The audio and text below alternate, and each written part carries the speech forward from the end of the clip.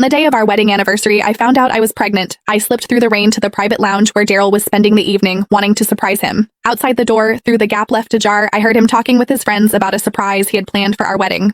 Josephine still has no idea she's been sleeping with both of us. Every winter, I send my twin brother to take my place with her. Through the crack in the door, amid the roar of laughter, I caught sight of a man who looked almost identical to Daryl. Imagine the look on her face at the wedding when she sees that video of my brother on top of her. I clutched the pregnancy test results in my hand, ready to storm in and demand to know why he'd done this to me. But then I heard Daryl's voice again. Sarah's career has taken off. Josephine served her purpose. Sure, she lost her family and her career because of me, but I gave her a few good years of the high life. I'd say we're even. The casual indifference in his tone sent ice through my veins. A man who had done everything in his power to hurt me for the sake of another woman. I was done with him. And everything he had stolen from me, I would take back. Every last piece.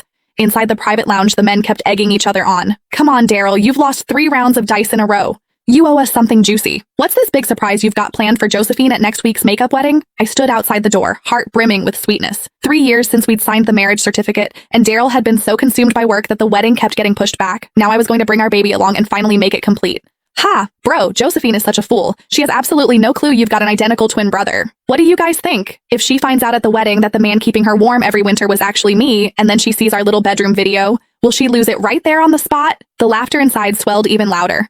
My legs buckled, and I nearly collapsed. I stepped forward, pressed myself against the doorframe, and peered through the gap. Beside Daryl sat a man with the exact same face. Daryl leaned back on the sofa and clapped him on the shoulder. Vincent Sanchez, I owe you for these past 2 years. Your visits made it possible for me to be with Sarah. The man exhaled a stream of smoke, the haze blurring his features.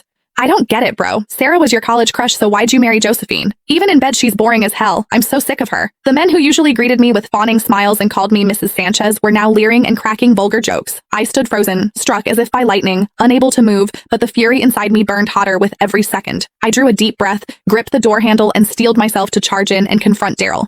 Then the words from inside stopped me dead. I was only ever with her for Sarah's sake. At the sound of that name, my fingers tightened around the pregnancy report until the paper crumpled. There was a tenderness in Daryl's voice I had never once heard before. Sarah went abroad right after college to chase her dream of becoming a jewelry designer. By the time I wanted to go find her, she'd gotten married. Later, when the international jewelry design competition came around, Sarah was so anxious about Josephine entering the same contest that she couldn't sleep.